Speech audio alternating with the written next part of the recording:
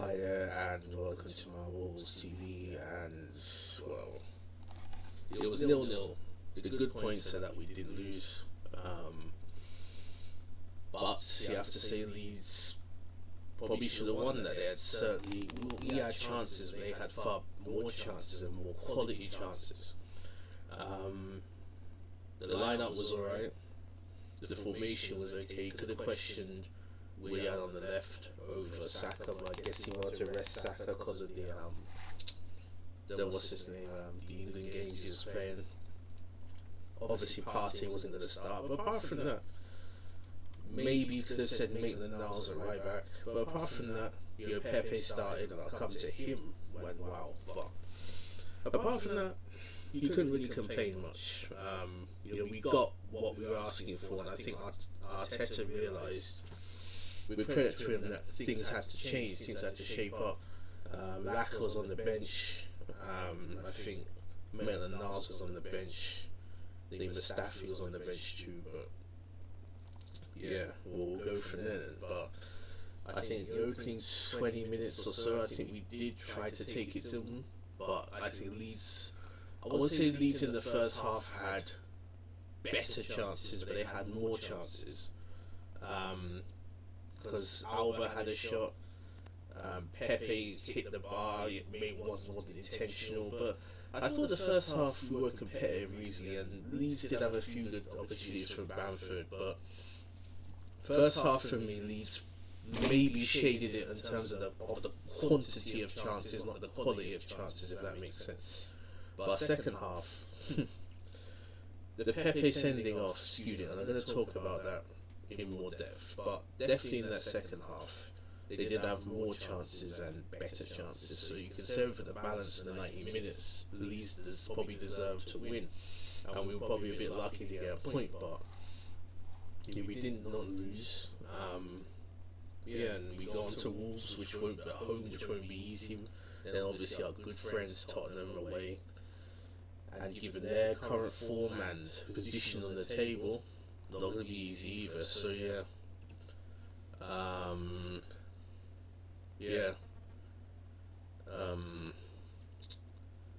so I'm going to talk about some pairings. Just bear with me a moment. Okay, so I'll give them a 7 personally. I thought he made a few good saves and it was alright. He kept a clean sheet. Yes, they hit the bar, and I think their poor finishing was the reason they didn't win this game, more so our good defending. But I think he had a decent game. I'll give him a 7. Now the defenders, I'll say Bellerin, Gabriel, Holding, Tierney. I'll give them all a 5. They did keep a clean sheet. They didn't individually or collectively have excellent games, to be fair. Tierney didn't get forward that well as he could have, and his crossing was a bit hit and miss, but I'll give them all 5s just for the fact they didn't keep it, or they didn't concede. Jack and Tobias for me were kind of poor. I didn't think they created much, and I wouldn't say Leeds outbossed us in the midfield. I think both teams did try and press and be dominant, but again, they didn't contribute much in my opinion. So 2 and 3 apiece. Willock was his chance again, didn't drive forward as he probably should have. Willian was alright in the first half. Not excellent, but I thought he was trying to not create, but certainly trying to make things happen, trying to be energetic. So I'll give him a 5. Now, as for Pepe, our record signing, obviously something was said. Was it racial? Well, I don't know. If it was, then you'd expect Pepe or Arteta or the other players. And obviously, we got a lot of black / non-white players. Aubameyang is not white. I think his mother's Spanish, but we got a lot of black players, right? So if it were racial, you expect to be a huge kick-off. So I don't think there was anything racial against him. But even if it was something far milder, you should not allow yourself to get wound up. And it was idiocy. Just as I said there, fucking idiocy. Why? For me, 0 out of 10. I was gonna say a seasoned professional. Well, he is. He's what? How old is Pepe? 24, close to 25. Let's say he must have played at least 200 to 300 games, whether for club or country, right? Easily, I think. So he should know not to allow himself in that position. You know, idiocy, zero. Aubameyang, a captain, again, he had that kind of half chance in the first half where he sliced it, but apart from that, didn't offer much too. Saka, when he came on, he should have tucked that chance away. Because imagine if he scored that, we probably would have won the game with 10 men. The entire narrative would be different. Not the moroseness of doom and gloom that we're all sharing, but for me, for Nelson 1, I'm not sure Nelson can really cut this level Maitland-Niles, or I'll give him a 1 because he only came on in the latter stages. And as for our manager, well, as I reiterate there, the lineup and the formation was alright, but again, they outshot us. So they had way more chances, both in terms of quality and quantity. And our team performance, apart from the first 20 minutes, maybe half an hour, was weak. It was limp. And I think Pepe sending off and us having really to defend and part of the bus compounded that. So, me 3 out of 10, he deserves no higher than that. Now, I'm going to go out on a limb here, right? Hang on, actually. Yeah, sorry, I hope you see that. So yeah, just to recap, Xhaka, Ceballos, Willian, Pepe, Alba, Saka. Yeah, my apologies for that. It didn't show up properly on the thing, so hopefully now you can see that. So yeah, 3 out of 10. And obviously the sub, Saka, Nelson, Ainsley. I want to talk about Arteta specifically now, because a lot has been said in the fan base, so should he stay, should he go? For me, I think my time with him is done. I really do, because I think you do have to give him this run of fixtures, but I just don't really see what he can offer going forward. He hasn't got the experience to correct it. He just doesn't. He just doesn't, in my opinion. You know, if I had to criticise, I'd say his game management is poor. The team shape, yes, I think what's happened is that he's sacrificing offensive threat for defensive stability. You know, but where's it getting us? And the results are not improving. What has changed since Emery? What has really changed since really the latter part of Arsene Wenger? In terms of league positions, we're regressing. Because can we get top 4 this season? Given the way the table is, it's possible. We'd have to go on a mammoth run. And is that likely? As things stand, no, it's not impossible, but it's not likely. Honestly, don't know. I think he's done. I think he's out of his depth. And, you know, appointing him was a gross error. In a way, I feel guilty for saying that.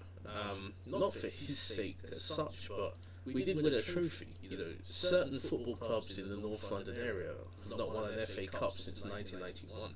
That's a generation, long time. Obviously, we can say different, but even still, I would say,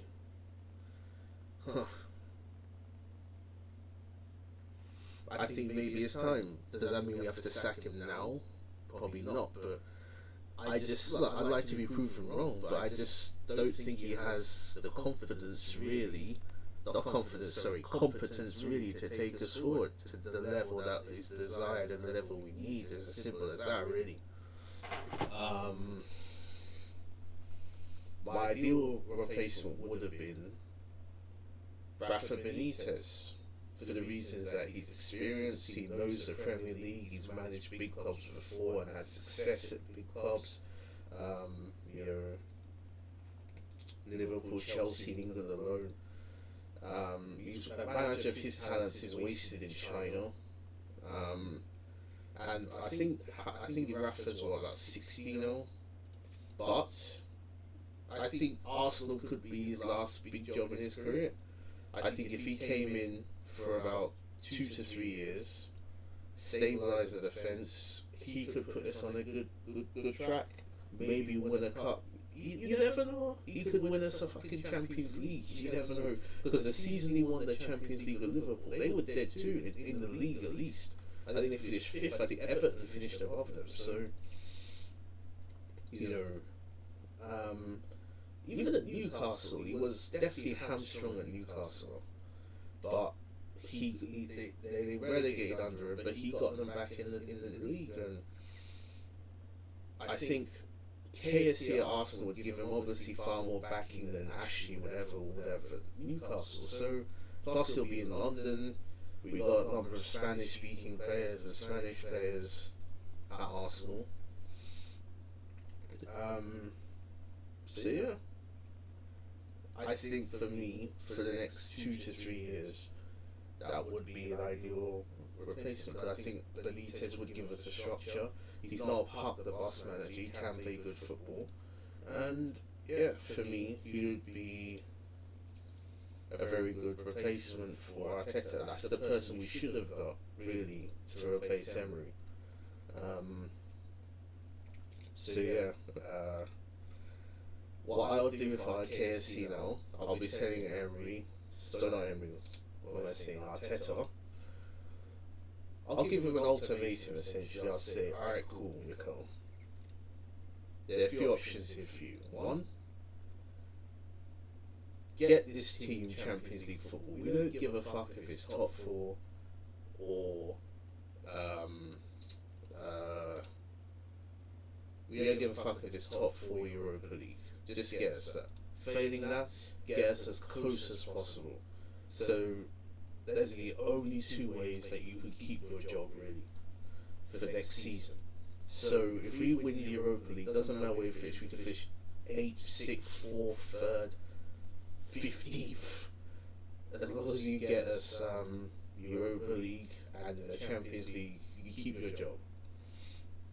2, show us some close. So if we finish 5th, let's say, even if we finish say 6th or even 7th, we're like 2 or 3 points or 4 points off top 4. And we can see like defensive improvements, offensive improvements in the team, better structure. They say, alright, cool, you've bided more time and we'll support you in the transfer market.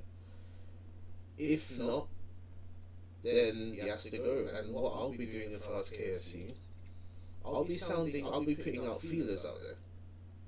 Benitez, telling him, yo, you're a big manager, one of the best managers in the world, basing your record on your CV. We want you to manage Arsenal, one of the biggest clubs in the world. What do you think about that? Dare I say even Poch? I think Pochettino, if he was given money, right, if he was given money, he add more backing and you know, I think he could be a top level manager. I think that's the reason he didn't win anything at Spurs, because he wasn't back, because he had the stadium. And to be fair, you look at the team Spurs had in 16-17 when they finished second, right? Even the Champions League final, you know, they did not have a team. Actually, that team didn't cost that much on paper. Because Harry Kane, youth product. Dele Alli, 5 million what from NK Dons. Ericsson cost what, 15 million or something when they signed him. Lucas Moura again wasn't that expensive, 20 million. Who else did they get? Moussa Dembele, for me very underrated. I think is a major factor why Tottenham became consistent top 4. He didn't cost that much, what, 15, 20 million. Even Hugo Lloris, I think it was Harry Redknapp who signed him, but he didn't cost them what 20 million or something, 25. Even in 2012 that wasn't an extraordinary sum. have Danny Rose was in their youth system. Ben Davis, I think, either from their youth system or they signed him from the Championship. Carl Walker, well, obviously he would have been there when they finished second. I think they got him from Sheffield United, didn't it? So he wouldn't have cost much. Even players like Sissoko, who is an okay player at very best in my opinion. I wouldn't say he's totally shit, but he's not. He's all right. He cost 30 million, which again, I think he was their record signing at the time, but again, not that much. Even the Ndombele, who Poch would have signed, right? I think he's their record signing of 50 million. 50 million for a player these days is fair. It's not extraordinarily high, but it's a fair amount. So, Harry Winks for the youth system, I don't rate him, but again, he wouldn't have cost them anything in terms of a fee. So, if Poch can get that much out of players who didn't cost that much in the grand scheme, look, Davinson Sanchez, how much did he cost? Alderweireld for Tonglen, not much in the grand scheme. So if he can get the best of those players who were not superstars at all when they signed, either from the youth system or from lower leagues, the Championship or League One or whatever, League Two, or from say the Netherlands, the Dutch League or Ligue 1 or La Liga, and not even top level La Liga teams, then what can he do with money and with big players? So that's why Pochettino, I think if he does go to a bigger club than Spurs with more money, I think he would be a success.